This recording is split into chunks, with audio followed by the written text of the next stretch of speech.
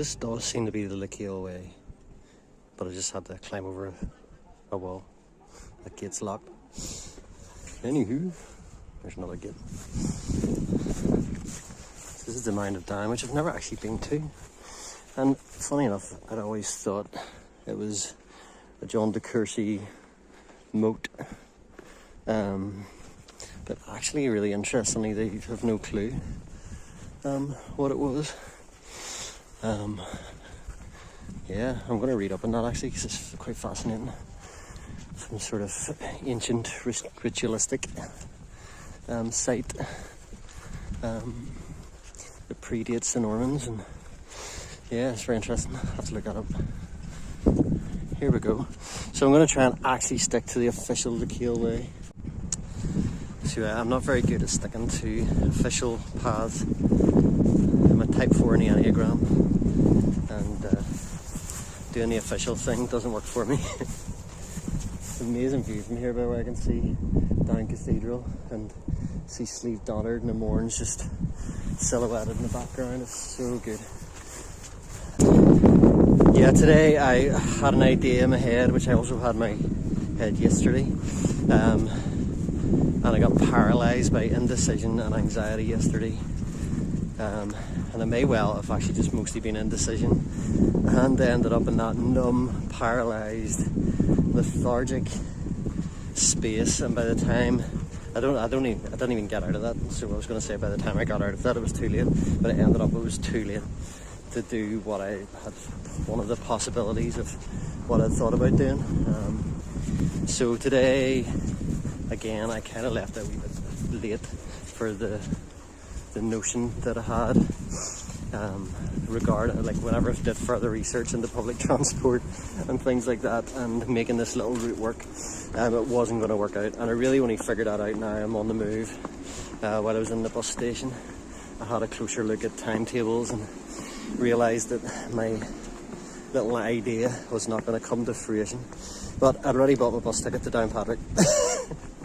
I remember years ago, maybe 8, 9, 10 years ago, and I was really struggling with being alive, and yeah, I just felt totally lost.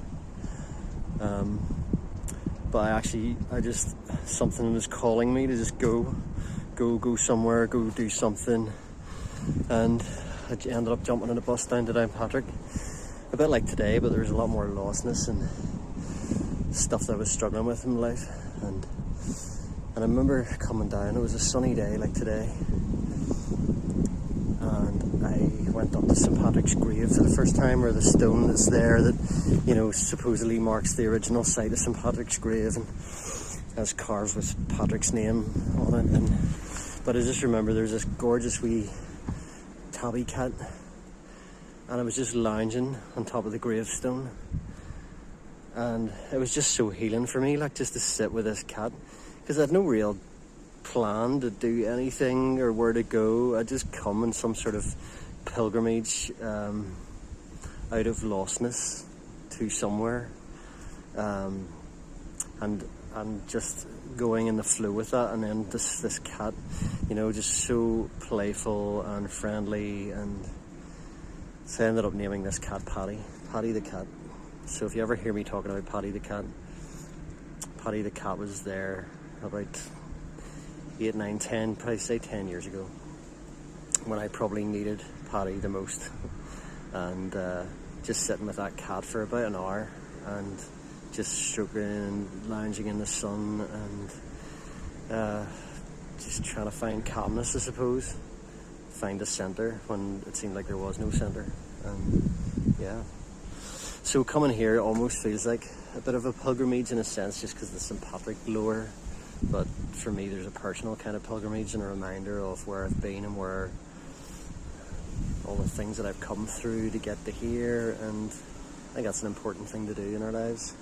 It's a bit like journaling, you know, where you're sort of marking out the journey. And in some ways, these little journeys are a bit like my journal, but a journal of walking, a journal of exploring, and a space is given to the internal conversation and the other voices that might be there, and And it's a bit like whenever you journal, sometimes you're afraid to journal because you're afraid that something might come out, like a truth might come out, in that stillness and calmness and reflectiveness, that a truth might come out that you have to do something about. And it's terrifying. And I think some part of the fear of being alone, and I mean like alone in these types of like walks, excursions, it's easy to get stuck in the, especially if you're recording stuff for YouTube, or just stuck in the ticking off boxes, or get lost in the map and those kind of details, and not allow that space for the stillness and the calmness, and for allow the reflection of the water, the rippled water, to calm down enough to be able to see yourself more clearly and more honestly.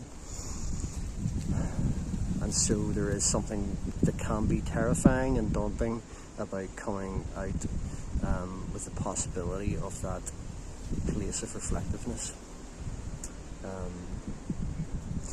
And even being aware of that, I'm aware that I've come out today, and it'd be easy for me to get lost in the doing, lost in the map and the instructions, or the road names, or which turn left, which left turn, which right turn, or to video it and get nice videos, and doing this. But yeah, I thought I'd share that little story. And here we are, we're going to go up the Mound of Down, the Mound of Doon, going up the down. An amazing sunny day. I've had to put my neck gaiter on to protect my neck. I did get a lot of Factor 50 sun cream on. Seen loads of butterflies already, some red admirals, tortoise shells. I saw a sparrowhawk, second one I've seen today. I saw one outside my front door this morning. I always intended to come up to the top of the Mound of Down and for the chip or a bottle of wine, and never happened. Yes, the plan today is basically, I had hoped to go walk from Downpatrick to Castle Ward, but then from Castlewood to explore Castle Ward with the possibility of finding a nice wild camping spot beside the shore. There is a campsite there, but again, I'm not a real campsite person. I'd rather wild camp. So yesterday's plan, if it came to fruition, would have been to walk to Strangford, Castle Ward, camp on the shore, walk to Strangford town the next day, or village, and then get the little ferry crossing across the Portaferry, and then get a bus from Portaferry to Belfast again. So this is my last day off before going back to work again, so I can't camp overnight, but I thought I would at least get the bus to Downpatrick, walk to Castle Ward, explore, walk to Strangford, and still do that Portaferry crossing, but on the same day. And then get the bus again, just do it all, but without the overnight camp. So that doesn't work. So what I might be doing today is I might be walking from Downpatrick to Strangford via Castle Ward, exploring, look for camp spots, and then hopefully rendezvous with a bus from Strangford back to Downpatrick that will hopefully connect to a bus back to Belfast. Hopefully get me back for about 8 o'clock or so. So that's kind of a vague plan. If none of that happened and I just sat here enjoying the sunshine, I'd be totally happy with that too. I got all the fireweed all coming into seed. Well, it's actually, some of it's already seeded and gone, but Rose Bay Willow Herb, official name, also known as bombweed, because it was always growing in the bomb sites after the Second World War and the bombings, because it would grow anywhere. And then also known as fireweed, probably from bushcrafters and people of yore who used this as a tinder. It always put me in mind of the end of summer, which is kind of a nostalgic, melancholy kind of time. Used to be nostalgic and melancholy in a bad way, but now I'd say it's probably more nostalgic and melancholy in a transitioning way, which is good.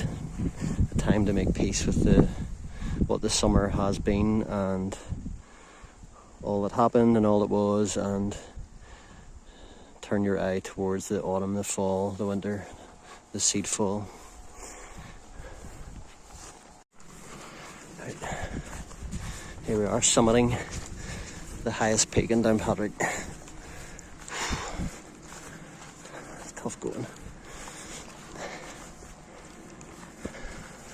does feel very like a Norman moat.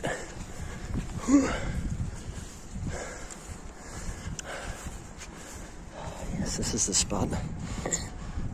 Down Cathedral, where I started. There's the more mountains, which I'm hoping to spend a bit more time in over the next few months. Hopefully I've arranged some extra days off, using up some holidays. So the dream at the minute is to do a 3-day week for the next wee while. And there is, I'm assuming that's the Coyle Pondage, but actually maybe it's not. Possibly part of the Coyle River down there. Sleeve Creek in the distance. Just lovely sort of rolling hills, which is beautiful in and of itself. Right, I need this. There's a wee tractor in the field. That's lovely. The hiker app, Lecale Way, is not going where there's a wee speckled wood. Hello. Not going where the actual signposts are indicating. So, how many Lecale Ways are there? Maybe there's 200. Maybe there's many as there are people that have walked in.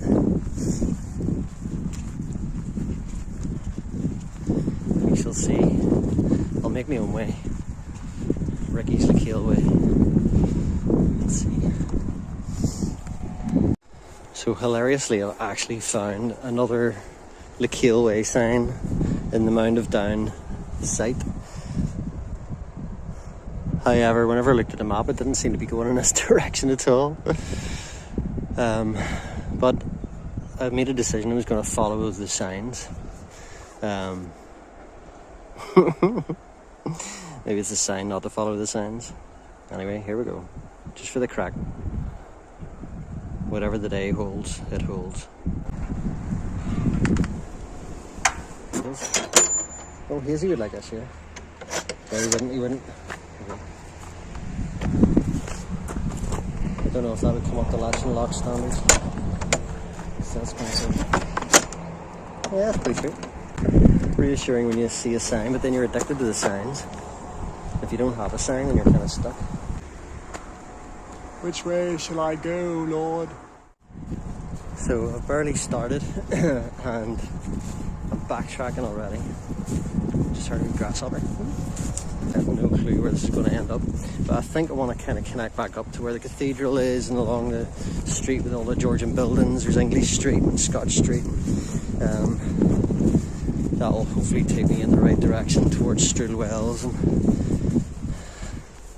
we shall see. So I'm basically going back through the Mound of Down, because if I continue along there, it takes me onto a road which takes me out onto a really crap road. Life's a journey and it ain't always straight. So I'm risking this. In some ways it seems counterintuitive, but I'm trusting some part of me that's used my brain to figure out that the Mound of Down is the starting point, and that if that's a starting point, I was following a trail essentially leading backwards. But I'm happy if that is the starting point, that I started there, but I have to be aware of my timings with transportation and whether the idea is still going to work with being able to get back home. I love that there's a book called Deep Survival. Brilliant book. It looks into the psychology and physiology behind survival and looks at survival stories, and very interesting whatever how the group dynamics work, or whatever plans don't go according to plan, but that one thing cascades, that decision to just stick to the plan that was there even though they're 2 hours behind schedule, which then affected the heat of the sun and the conditions they were in, and all these kind of scenarios that led to almost tragedy, or did lead to tragedy sometimes. So not that this will be tragedy, getting stuck in Downpatrick. Some might argue otherwise, but yeah, I'm going to use my reason, my reasonable mind, my rational mind, to enter into the conversation of the gut instincts or the other instincts that are wanting to follow the signs to the death. So this is where your ego could take a hit, having to backtrack and coming back to where you started and feeling like, oh geez, I just wasted time. Or I love being mindful of those things. So here we are, back where we began. Let's see where there's more actual signs going in the other direction. We'll find out.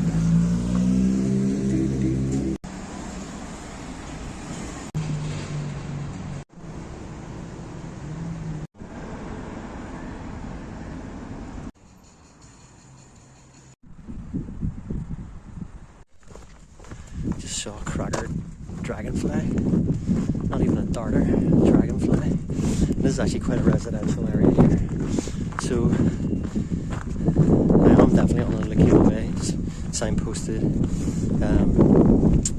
And it does take up past De La Salle School. De La Salle. I'm sort of through a kind of like wee residential area, which is mostly bungalows. And it is it's kind of a steep climb out of Downpatrick, but that's the case with Downpatrick because it's kind of on rolling hills. So be aware. I think this road's called the Struel Road, which should then connect out towards the Struel Wells, another kind of holy site with holy wells and a few other historical remnants. It'd be nice on a trail like this to visit all things of significance along the way, but realistically you're having to go down to come backtrack. If they were totally en route, I would definitely do that. But not today. So that looks like it used to be. Oh yeah, so it's signposted for that bit. Oh yeah, there we go.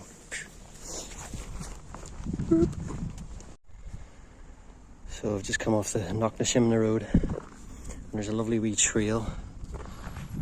Unmarked, totally unmarked, I don't know. I don't think I've actually been on this before because I've walked the other road in the direction of the Ballyknoe Stone Circles, which is an incredible area and would definitely recommend visiting that. If you're on foot, like I always am gonna go, it's probably about a 3-mile hike along country roads out of Downpatrick to go see them, but it's an absolutely wonderful sight. Like 2 concentric stone circles, not upright like Stonehenge, but older than Stonehenge. But still, you could feel there's a lot of amazing energy there. And with a view over the Moor Mountains, and definitely worth visiting. Not today. I'm literally not even hardly looking at the map. I haven't looked at the map for a while since it was at the Mound of Down. We're literally just sticking to these signposts, which I don't typically do. I probably don't necessarily trust them. Yeah, I've been in other waymarked trails and there are sometimes issues where they haven't been looked after and there's some of the signs are missing, or some people have the signs fallen down, say it's in a mountain and it's boggy and the sign's fallen down, somebody's put it back up again and may have put it in the wrong place to indicate in the wrong directions. I've had that before. So yeah.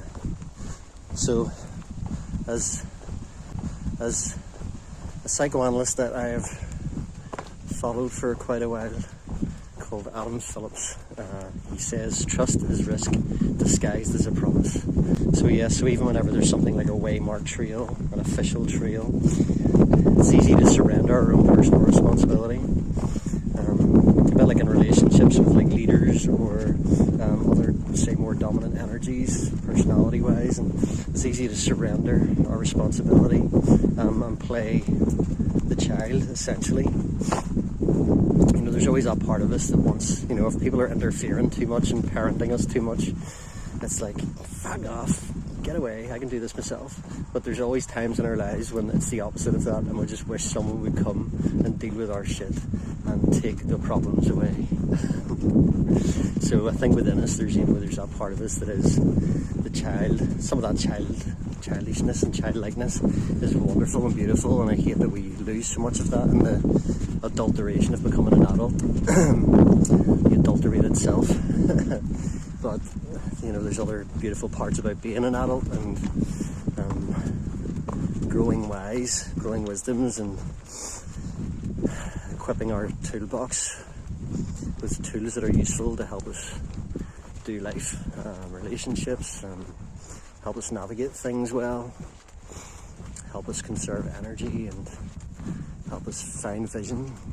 So there's a part of me that would just love to be following the trail, trust every yellow arrow that says Lecale Way, but never surrender the personal responsibility.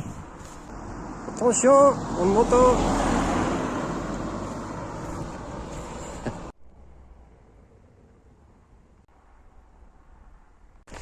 Oh, here's a big main road. Hopefully won't be on that for too long, and I see a wee road with no markings on it, which must be for me. It was made for me. So I found a Stroulwells road. Awesome. So I don't use apps that much. I'm old school. I use paper maps.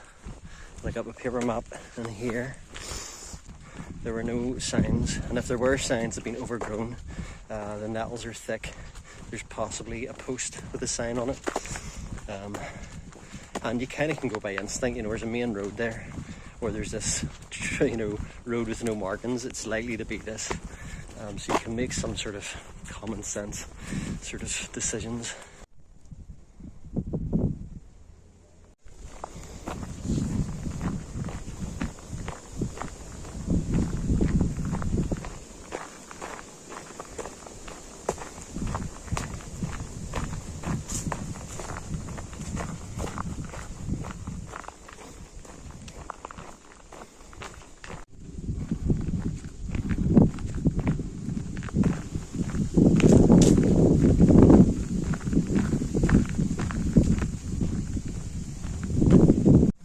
By way of example, in there is a signpost.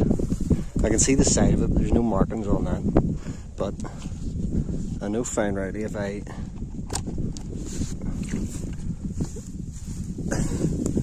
brush the jaggies aside, you can see that we are on the Lecale Way. But who would know otherwise? You could walk past that unsuspectingly.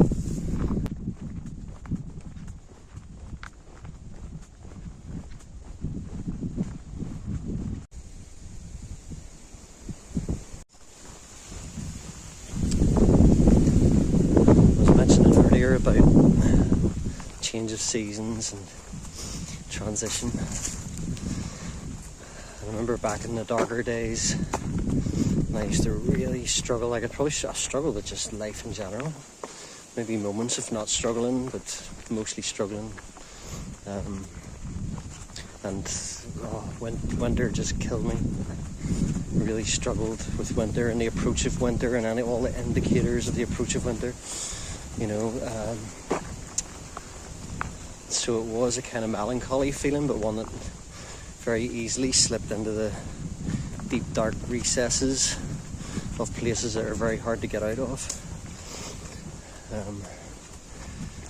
And I remember intentionally, I think it was around the time 2008, so financial crash, made redundant, had lots of time in my hands. And I remember intentionally going out into nature as much as I could, especially coming into September, October, and to watch the changes, to watch the subtle choreography of the season change and how it's seen in some of the trees earlier than others. But one of the things I really took note of was like how all nature responds to light, and humans are nature, though sometimes we forget that we are nature, we are part of nature. We also respond to light, and there's something natural within all of us that wants to curl up, to retreat a little, hibernate a little, to conserve energy. And I think there's just part of me, and part of that is a society thing as well, that our society's not wired around that. It's not the society or the structures of society that have been imposed on us are not in harmony with human nature, with nature at all.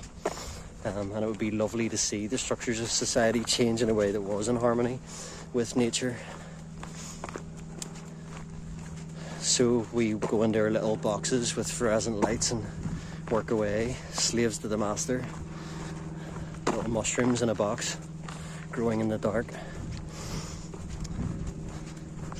And you know, I think there's a part of us that doesn't accept ourselves or accept that curling up, to accept that,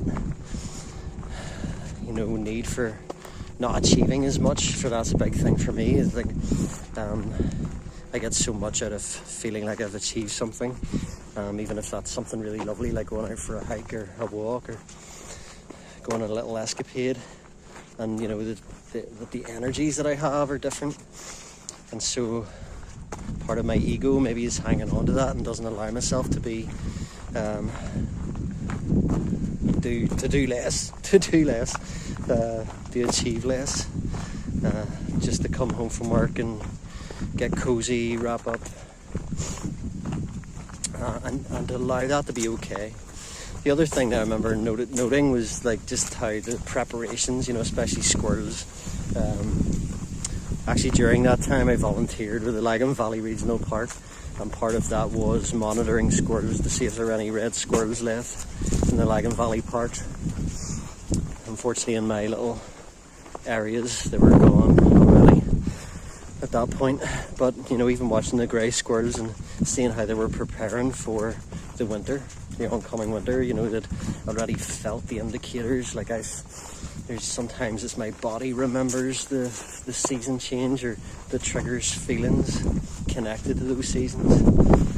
You know, the coolness of the air against my skin or up my nose, and how the smells change and the angle of the light changes, and sometimes that triggers so many things, throws us back into our histories. And I think it is important that when we feel those things is to, I think, prepare a little bit. You know, there's Dillon Road. I think that's where I meant to go up. Actually, I have to admit, I actually watched Walks with Harvey before it came out, and actually Walks with Harvey, brilliant. And thank you for all the stuff that you've put out there. I can't even remember your actual name. I think it might be Alan or something. I just call you Harvey. But I remember you actually made this detour and went probably straight on towards the Strual Wells. But actually, right enough, there's no signpost that I can see. Possibly there are, and it's overgrown. Why, yes, you did find a post. Where is it? So funny, yes, so thank you to Walks with Harvey for going out and doing this, and documenting it, and documenting the wrong turn. That was lovely. A wee local lad just started chatting. So I'm on the Dillon Road. The young lad told me that you can go down and it takes you in a longer loop, which then connects back up onto this part. But I went on a hiker app, and this is, I think, the official Lecale Way. So this is the way I'm going, to keep it official. Can't even remember what I was talking about now.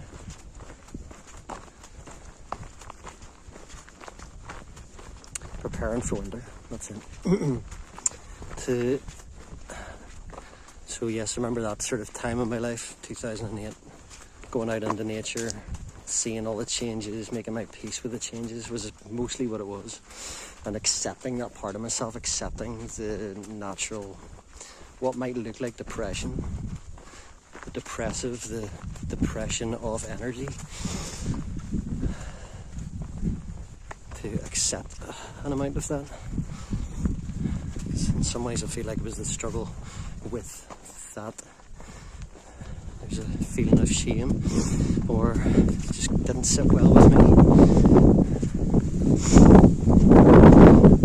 But also I think there was later on, years after many more winters, there was that,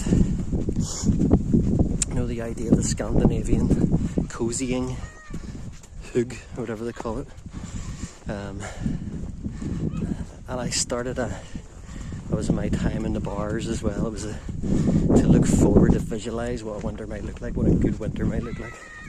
To visualise, you know, candles burning in a cosy bar with traditional Irish music playing, and you know, the knitted jumpers or your favourite winter jacket, all those kind of things. To be able to visualise that and visualise what a good winter might look like for you personally. I don't go to bars anymore, so it's a bit different for me, and I suppose I have to re-visualise that, find a new vision of what a good winter will look like. But my partner has been good at teaching me to enjoy relaxing and switching off a lot more. Learn how to enjoy lying on the sofa watching TV shows. I'll keep going. So yeah, she has taught me the wisdom of doing less. And so that is a lot of what the winter is. It is a period of time when you probably will do less, achieve less, or at least the achievements will look different than they might have done in the spring and summer. That she has actually helped me in some ways re-visualise and accept that part of myself that is expressed in winter.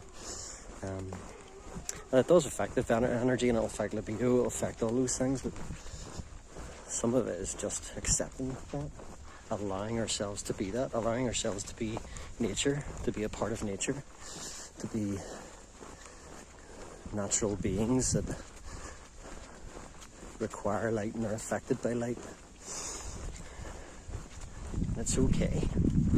It is okay. Unfortunately, our societies don't kind of operate around that. They're not designed in harmony with that. They're kind of designed to force us into a mold.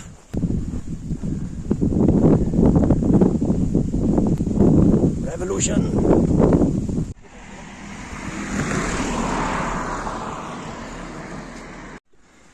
Just saw another dragonfly there. Heading down this wee track with my sort of timid little guide. He like runs on ahead and then comes back and makes sure I'm going in the right direction. It's quite funny. He's going back to school soon. He doesn't like school. I think he spent his summer mucking about in the woods. It's his happy place. That's my happy place. Oh yeah, police tape.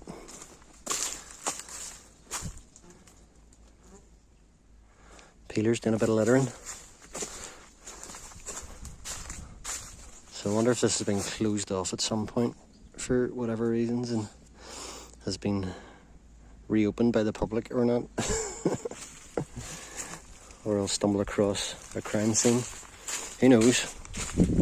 Like literally having to climb under police tape to get through here. Oh my goodness. What a day, what a day.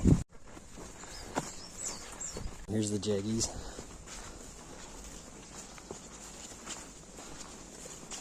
This is why I wore my slightly thicker soft shell trousers.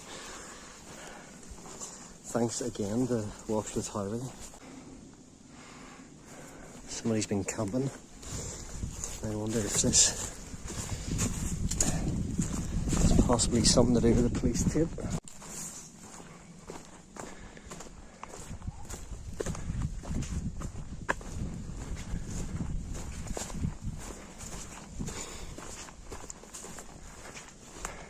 This is a lovely trail actually, this bit.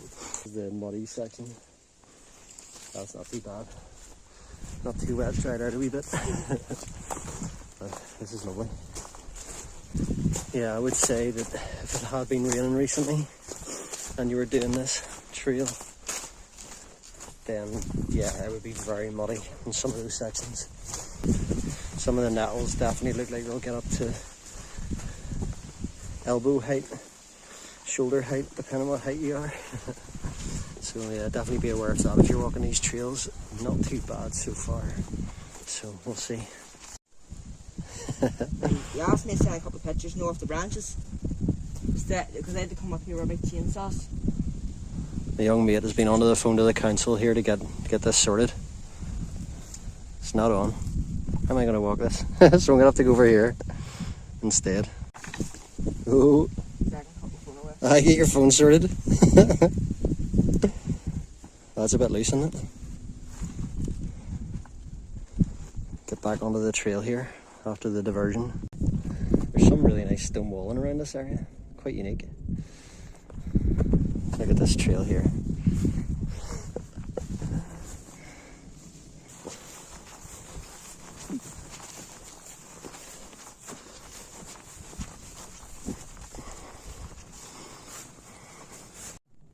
Can see Saul Church just over here. Looks beautiful in the evening light. Supposedly where St. Patrick founded his first church on the 17th of March. It's a lovely wee church building. I was in it for a wedding once. And I can actually now see St. Patrick's statue on top of a hill up ahead. I was doing well, but I got done by the jaggies. I was watching my feet, forgot to watch my shoulders. Some of them are so high. And as my little comrade says here, if you come back next month, there wouldn't be any. They'll all have died back. Looks like somebody's been through here, but not enough to have eliminated that. There's no turning back though. Yeah, so I can feel my upper right arm starting to throb. Looks like it's clearing up a bit. Hopefully we're near the lock. Lock money is where we're aiming for. Say we, my wee mate has to go back and get his dinner. So he'll be departing soon. My little guide, he's like a wee Irish hare. Kind of spirit creature that's come to guide me along my way.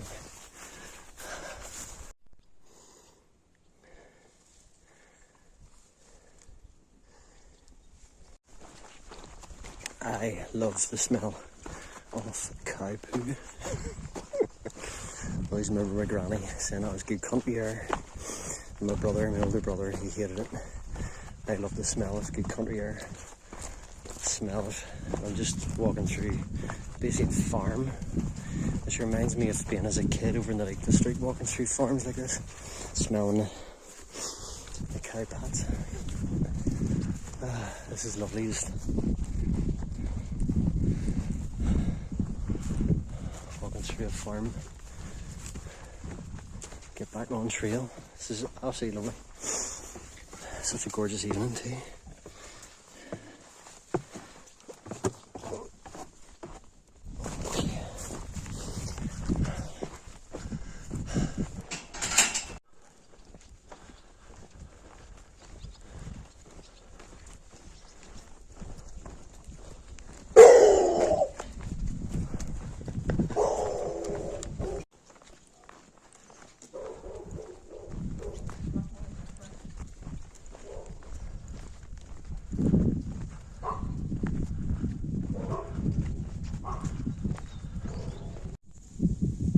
There's log money. So the little partner is I think getting phone calls to get him home, get his dinner. So I think I'll stop at the edge of this lovely log for a bit if there's a nice wee spot to stop and just assess times to see if I can connect up with a bus or if I can walk a bit longer and then connect up with a bus. So I may end up just heading back up to Saul, maybe I might go up to see St. Patrick's statue and then head through Saul back to Downpatrick that way. And that'll feel like a nice wee circuit, I think. Yeah, I'd be pretty happy with that. And that would actually involve walking back to Downpatrick as opposed to getting the bus from Strangford. But, yeah, just gotta play it by ear and adapt and reassess sometimes. And I mean that for life in general, not just for hikes.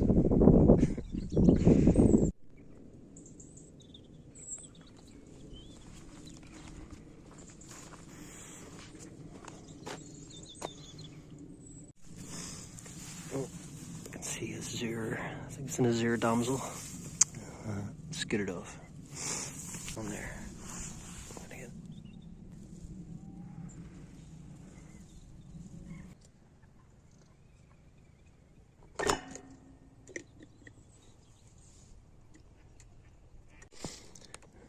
I just noticed I had noticed in the map before, but didn't realise whereabouts it was. But there's rock scrabbings, and I don't really want to go back. I think I need to get up to Raholp to connect up with the bus.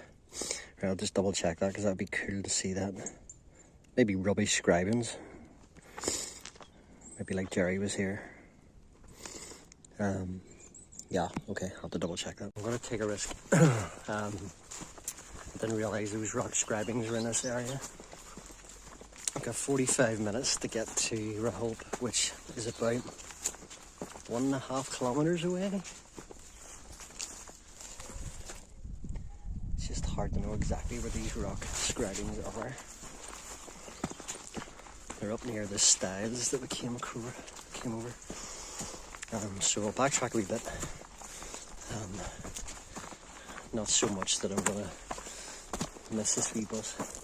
The stone walls and these little like corridors through the fields, and quite unique stone walling as well, not like the Mourns. Yeah, it's really lovely. I feel like you're in another world. And it is another world in a way because I've never been down these trails. It's an unfamiliar landscape. Even though I can see things, you know, in the near distance that I recognise. There's always these little warrens and alleyways and other worlds that exist. Right. 8 minutes past 5. If I was I'm imagining this is going to be Neolithic or Bronze Age, Iron Age carvings. If I was a Neolithic person wanting to leave a mark, where would I do it? Always reminds me, I've always wanted to see it in the Hagia Sophia, the Viking who engraved Igor was here.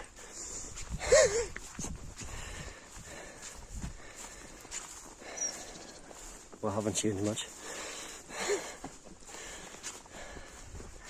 Like people graffitiing penises in Roman times and stone walls.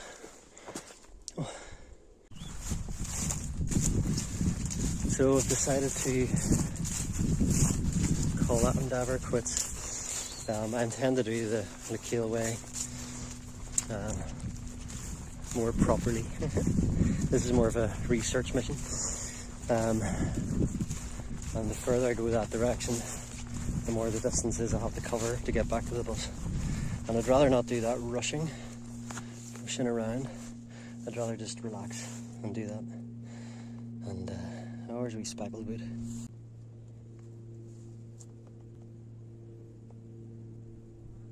I think it's time to ditch the mission mode. Accept that I'll be getting a bus shortly and just enjoy this absolutely beautiful evening and the beautiful location, the randomness of it. The rock scrabbings aren't going to go anywhere. And to be fair, they're probably covered overgrown with nettles and bracken. I'll come back maybe in October. It's good to be able to catch yourself on sometimes and catch yourself on, mate. Like I can get into mission mode, get the march on, and then you're not really present, you're not really here. And there's something I get out of that thing, you know, there's almost a bit of a flow state. You know, you don't need to think about anything else. You can just, you know, feel the burn in your legs, and something deeply satisfying and embodying, I suppose, as well. But it's good to go, why am I here? I'm here to enjoy this and soak it up, and this is just magic. So yep, time to relax, to saunter gently in the direction of a little village called Raholp, random name, where I shall hopefully rendezvous with an Ulster bus.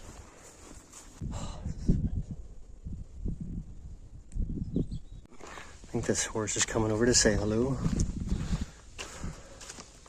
but oh, I can't go over there because there's water. I'm gonna have to go over to the one end. This is muddy as get out. Oh, it is very muddy.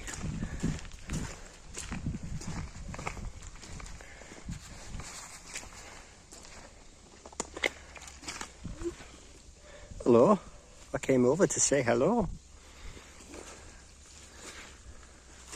I'm actually quite cautious with beasties, whether it's horses, cows, dogs, chipmunks. But beautiful. Hello. Hello. Hiya. It's been a warm day for you, hasn't it?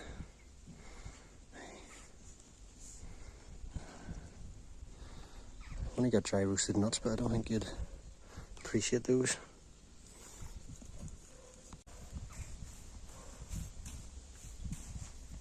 Chin. Okay, I gotta go. I gotta get a bus. Right.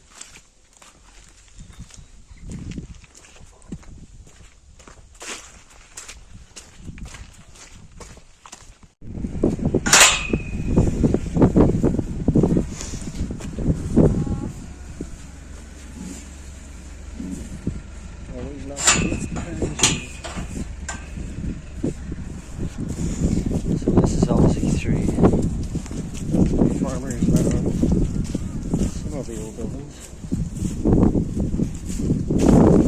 Nice. I like people negotiating,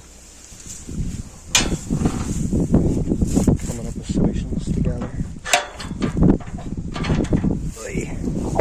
Not being bullied into doing things. These trails definitely give a wee sense of adventure.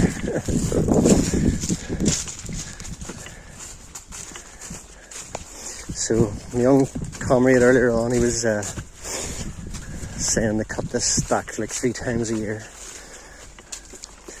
And to be fair, I do think it was cut back recently. But where's a jay? Ooh, just like flying up that wee tunnel there. Amazing.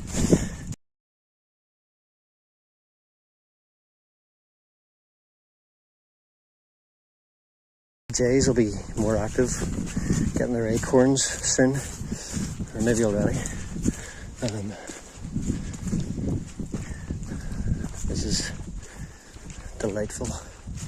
It's just that ancient corridors.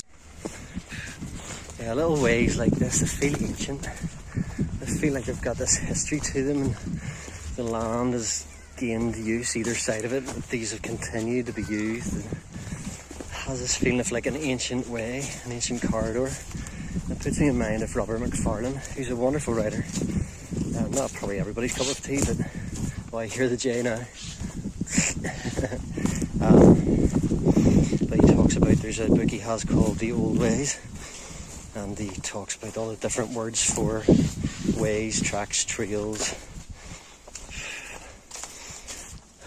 Like Holloway, I love Holloway, which is a name, a surname, but also a term for a way that I think has been used so much that it's kind of, the way is sunken down into the earth around it.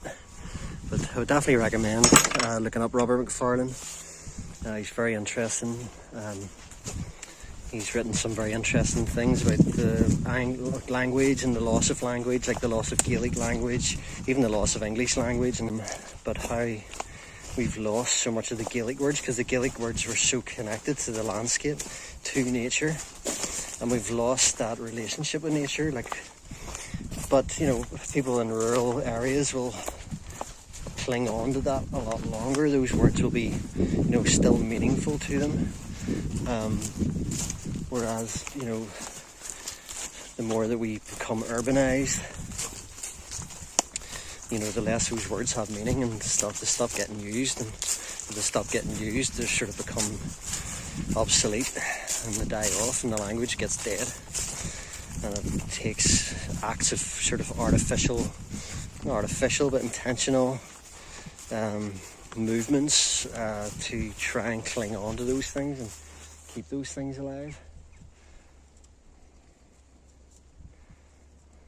Like, I barely know any Irish language at all, but I did go to some lessons because it sort of felt like it was important. But even the little that I did learn, there felt like a real deep connectedness, a rootedness, earthiness to it, which seems so connected to the natural world. There's a pair of ravens flying up there. Lovely young cows looking over at me curiously. Oh, there's a wee.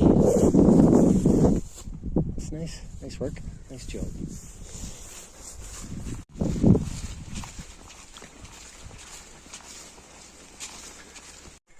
Right, it's coming on 5:30. I've got 15 minutes to connect with this bus. Am I going to make it?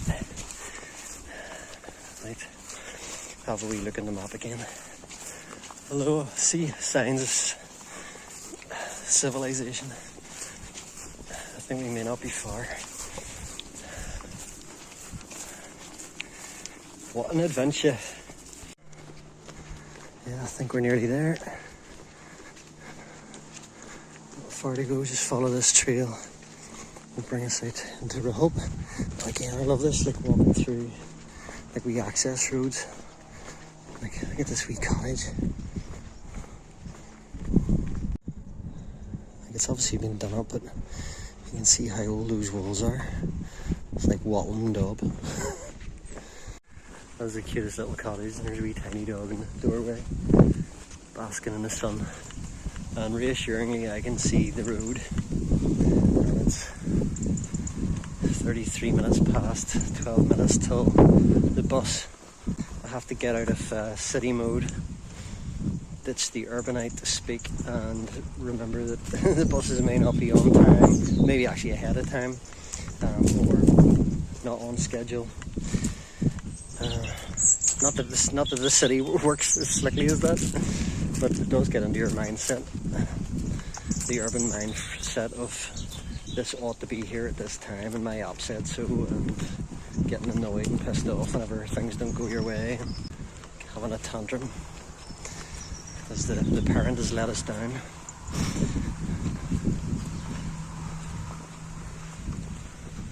Yes. Awesome.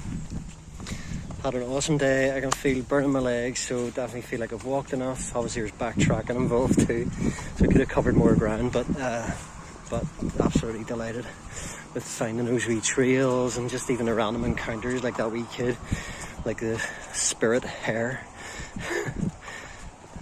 Just that encounter is just like ordinary but magical too. Yes, I actually remember this bit. I remember walking this road with my mate Tim whenever we did the Lecale Way the last time. That sign was there like 10 odd years ago whenever I walked past this before. Still here. There's an old derelict building, just this one here, and it's still there. Nothing's really changed in the past 10 years from what I can see. And I can see the bus stop down there. So that's where I'm going to head. And I actually remember going down this trail before that time. And it is actually Lecale Way. So this is where I think we must have actually joined the official Lecale Way. I remember it being so overgrown further down there. And that one, remember that wee kind of porta home, the caravan, that's what it is. I'd love to live in a wee caravan like that. Not very much like getting in, but in general.